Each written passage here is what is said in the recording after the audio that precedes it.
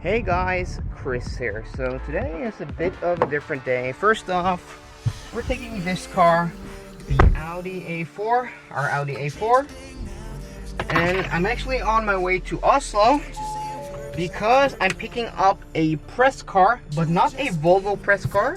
I'm actually picking up a BMW press car, and that is very exciting.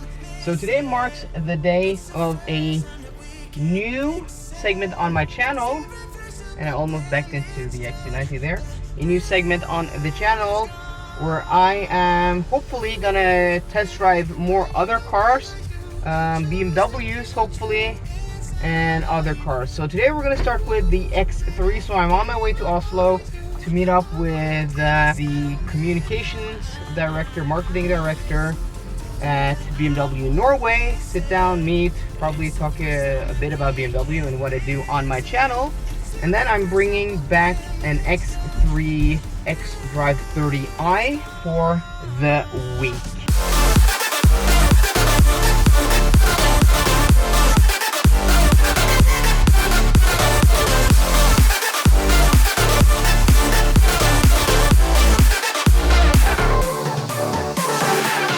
Okay, so here we are guys, parked up here outside of BMW Group Norway. Just had a quick tour by the communications manager here on the brand new 2019 BMW X3. This is a Xdrive30i, black exterior with the M exterior styling package. And let's go ahead and just enter the car. This is the key. We're gonna do the usual videos on this car. It is open now, locked, and it does have keyless entry. And this is a beautiful, beautiful, beautiful brown interior. This is just gorgeous. Let's see if you can hit the start button there, or foot on the brake. Adjust the seat to me. And I'm really excited about this car because the reviews I've read, the reviews I've seen on this, the brand new BMW X3 have been really good, and people comparing this to the current Q5 and the current XC60 and GLC say, a lot of people say this is the best car in class. So I'm really excited to see how this car is, and let me just get familiar with the interior, the switchgear, and I'll see you guys in a bit on the road. Okay guys, so I've set the seat to my position. Well, I'm just gonna lower it a bit here, and I've also connected my phone to both Bluetooth audio and to Bluetooth music. Adjusted the stereo. Let's see if we adjust the wheel here just a bit like that. And I've also set the destination to where I'm going. I'm meeting my brother for lunch. He's actually moved here to Oslo from Bergen because he's studying here. So that's gonna be awesome, and we're gonna leave the A4 there, but he's gonna pick that up later because he's borrowing that to go to Bergen to move him a bit of his stuff. And let's set off here in the BMW X3 Xdrive30i. It is a bit of a mouthful, these BMW nameplates. Let's see if we can have a bit more cold air to here. And just pulling out. So first impressions, very first impressions, is that this engine is super duper quiet. Very quiet actually. It's actually very impressive. You know, our Audi A4 with the 1.4 liter TFSI gas engine is quiet, but this thing, yeah, really quiet. And it's also this has the adaptive dampers, Sport, Comfort, Eco Pro, and Adaptive. We're now in adaptive mode, and I'm not sure if this has 19 or 20-inch wheels. We'll look at that a bit later. Head-up display up there. It's gonna take me a bit of time to get used to everything in here because most of it is new to me. I have driven modern BMWs. The last car I drove was a BMW 530 Xdrive last year, but I haven't driven too many new BMWs. Yes, I drove a bunch of X5s before I bought my XC90 2.5 years ago, my first one, and things have most definitely changed. BMW have most definitely moved their tech game forward in the past few years, but there are a lot of buttons, a lot of stuff here, a lot of settings, how things work that I have to get used to before I can feel comfortable in this car. And we will cover that in the next week, because I'm gonna have this car for a whole week, and hopefully I'm gonna do, you know, my usual videos that I do when I get a new press car. But first impressions here on the motorway is very, very good. This is a very comfortable, a very quiet car. I'm not sure if it has double glass. Yes, it has laminated windows. That seems to have become, you know, a standard in luxury cars today, is laminated double pane glass, just giving you that extra isolation from the road.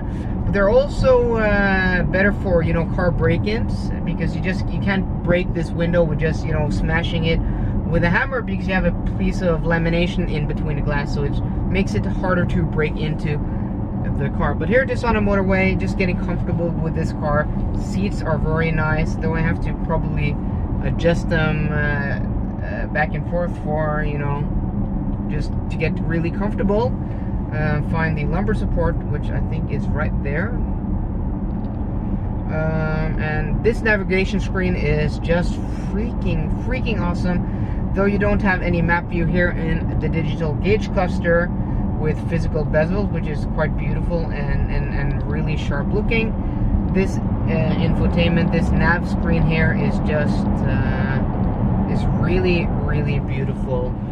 Let's see if we can just drive a bit through Oslo here to just get a feeling of what the car feels like on, you know, more broken pavement, on city streets, across tram lines and things like that. But first impressions is very good, guys. So driving through Oslo here, so I'm now stuck in traffic, so I'm just going to talk a bit about the first impressions on this car. And bear in mind that this car has the adaptive suspension, and I think that is what makes this particular car very good. Because what I like about it is, I think, I haven't checked the wheels yet because I've been driving, I think this car has 19s or 20s.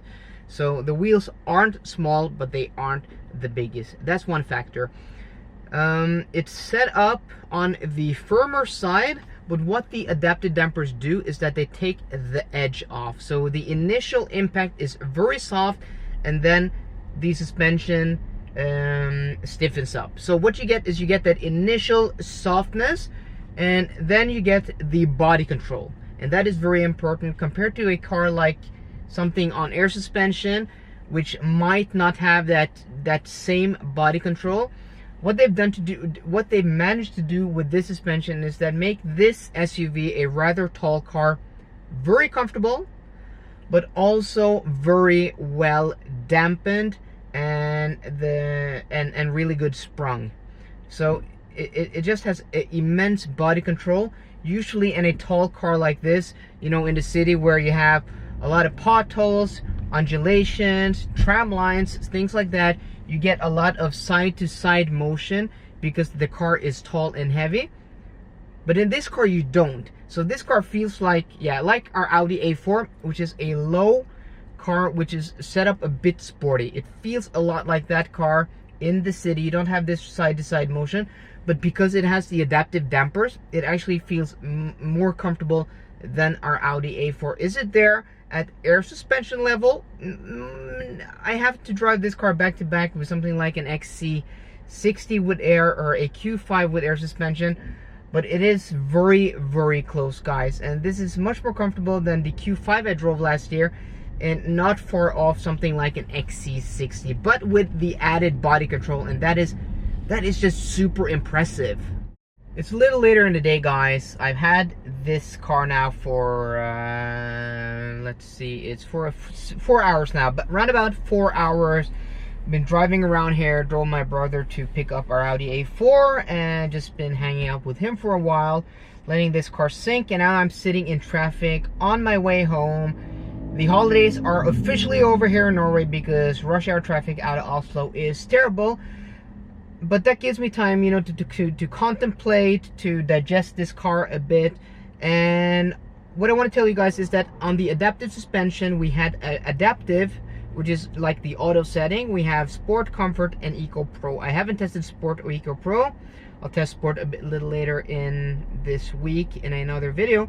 But Comfort dials the comfort up just a bit more in the suspension. It makes this car with adaptive dampers ride almost as well as a car with air suspension. The only minus is that you can't adjust the height, because that's what you get with air suspension, and you get more travel in air suspension. And but ride wise, this is almost as good, and this impresses me as much as the A4 all-road I drove, well, almost 2 years ago, 1.5 years ago, with adaptive suspension. And that these modern cars with adaptive suspension rides almost as good as modern cars with air suspension.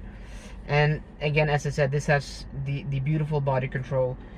Sitting here in traffic, this 2-liter, so this is a 30i, means that it has a 2-liter 4-cylinder turbo engine, which seems to be all the rage these days. Every manufacturer has a 2-liter 4-cylinder turbocharged engine. This car produces 250 horsepower.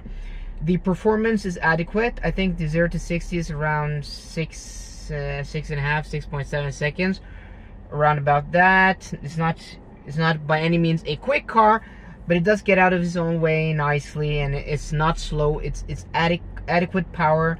But this power plant, especially in traffic, is so quiet and so smooth. BMW have done an excellent job on engine insulation here. It's barely audible, and when you rev it out, it's so quiet. I want to say it's a bit smoother and a bit more quiet than the 2-liter you'll find in a Volvo XC60, though that engine, the T5, which I'm comparing it to, which is their 2-liter 4-cylinder with 250 horsepower, is super smooth, super quiet. This being even smoother and even quieter is just amazing. There isn't a big difference, and that engine is by no means noisy at all. It's very quiet, very smooth, but this just takes it to the next level. So we're gonna do some motorway driving now, and I'm gonna report on how this car is on the highway, because I really haven't driven it on the highway at high speed. So I'm really interested about tire noise and wind noise. As I said, this has the laminated glass double pane windows. The wheels and tires on this car are 20 inches. This has a stagger setup. So in the front we have 245s, and in the rear we have 275s, which the 245s in the front should give this an advantage over, yeah, something like a Volvo XC60, which on 20-inch and 21-inch wheels has 275 tires front and rear. So 245 in the front should give this less tire noise from the front tires, but the same tire noise from the rear tires. We're going to do an unofficial measuring on my phone, and for reference, my XC90 at 130 kilometers an hour makes about 69 decibels. Our Audi A4 around 71 decibels. So let's see if this is quieter or more noisy. Before we clear traffic, guys, and before, you know, we test this car at higher speeds, just want to show you guys BMW's traffic assist or Q assist. I'm not quite sure what it's called. I'm gonna put that up on the screen there, but it's like pilot assist 2 in Volvo, but it works mostly only in traffic.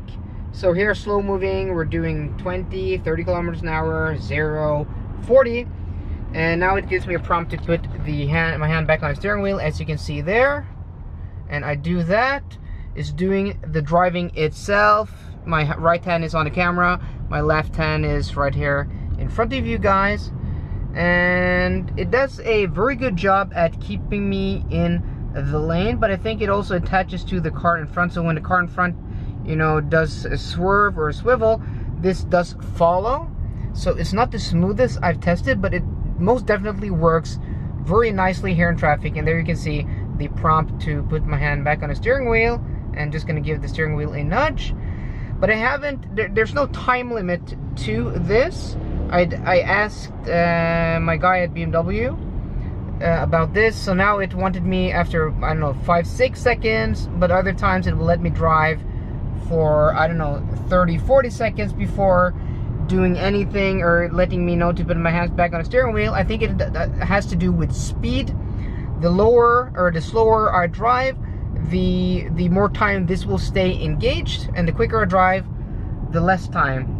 I think, but I'm not sure. I couldn't get a straight answer, but still it is very impressive. And guys, that's more here. You can see more of that head-up display, which is very impressive. You get the animations there on the left side, and then you also get map prompts on the right side, though there is no map prompts here.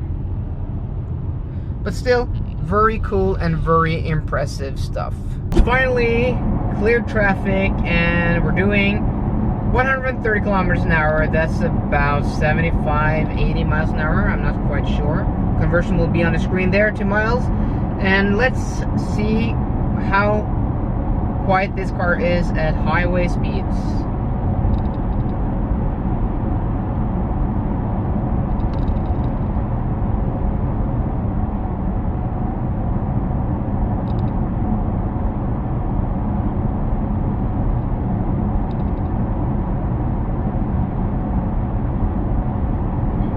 So the average there, as you can see, or if the camera's focusing, is 67 decibels, and that's quite impressive actually. Let's do that one more time.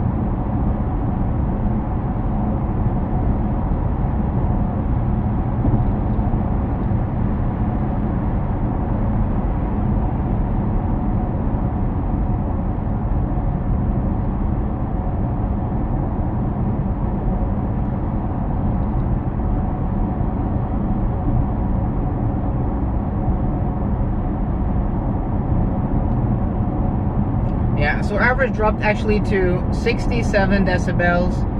So it's actually the same as we had before, and that is quite impressive, guys, because my XC90 on the same stretch of road clocks in at 69 decibels, and our Audi A4 around 70-71. But to be honest, it doesn't feel as quiet as our XC90, which is strange, but sound is subjective. But well, the numbers don't lie, guys. According to this app, it is actually more quiet in here than it is in my XC90, and that is very impressive. Otherwise, on the highway, this is a very comfortable cruiser. I've been using BMW's Pilot Assist, or still haven't read up on what it's called, and it works impressively good. Very nice and comfortable here on the highway, though I do have to monitor it because it does vary between intervals to when it wants you to put your hands back on the steering wheel, but still it is quite impressive. It bounces much more in between lanes than I would like, and there the whole thing disengaged actually, which was a bit strange because I didn't get a prompt and a yellow prompt, but it might be because the markings on the left side here aren't very good. There's a new patch of pavement there and the markings aren't very good. That's why the system might not be managing to engage here, but on the highway, as I said, this is a very comfortable cruiser, this BMW X3. Something we haven't touched upon is the exterior styling on this car, and I wanted to do this outside, but if you've been watching my latest videos, you know that I've had mic issues with my camera, so I'm not using my external mic now, and it is windy outside. And it just started to rain, and so to get proper audio, I want to do this inside the car. I think the big grille and the elegant lights work nicely, and I also like it in profile, the long hood, and just the way it sits. No, it's not as pretty as the XC60, it's not as pretty as the Audi Q5, and I even think the Mercedes GLC spec'd correctly looks better than this, but still it is a good looking SUV because all of those look great. And then we have the interior. I'm going to do the detailed interior and exterior video in the next video, but this interior is just high quality and top notch. Just going to quickly here. So materials are beautiful, stitched leather dashboard, leather on top of the doors, beautiful leather in the inserts. These seats are just gorgeous, I like how this car looks on the inside, and the quality materials are top notch. And this might just be, just gonna sit the seat back, might just be one of the best steering wheels in the business today. And I complain about new Volvos not having a leather steering wheel cover. This is how you should do it, Volvo, because this whole steering wheel is so beautiful to touch. This beautiful smooth leather here, a very nice thick rim with you know, a grip here, and then you have leather on top. You don't have plastic here, and then leather on the bottom. This spoke is leather, so it's a really high quality. And then you have the airbag cover, which is stitched leather. Switches are so beautifully made. These are like the new Audi switches. If you saw my new Audi A7 interior and exterior tour, these are really nice. So BMW have really stepped up the quality game in the X3, though I still think the both the Audi Q5, the GLC, and the XC60 look better and have a more elegant interior. I think this is just really high quality. The first day with this, the 2019 BMW X3 Xdrive30i is now coming to an end. I'm home now after a day's of work and doing some other errands and driving this car, and my first impressions, and we are going to go through this car in much more detail in many more videos to come in the next few weeks. I'll be uploading them to the channel twice a week if you're new to this channel, every Tuesday and every Friday. First impressions, first day, is this is a really impressive car. I think I can go out and already say that this is the best driving car in this class. It's the best riding and best handling compromise, and it might also be the most quiet. It feels very solid. It's a very impressive car with a lot of new and modern and impressive tech. And that's what BMW have needed in this class, because the old X3 just wasn't up to par with, well, the XC60, the GLC, and the Audi Q5. But this goes head to head with the competition. And I do think it is the best driving, handling, and comfort compromise yet in this class. But do I like the rest of it? And yes, well, actually I do. I like this car a lot, but how good it actually is, we'll let the thoughts and the feelings sink in the week to come. So guys, if you like this video, please drop me a thumbs up down below, and for more car content, as always guys, please subscribe. See you guys later, and goodbye.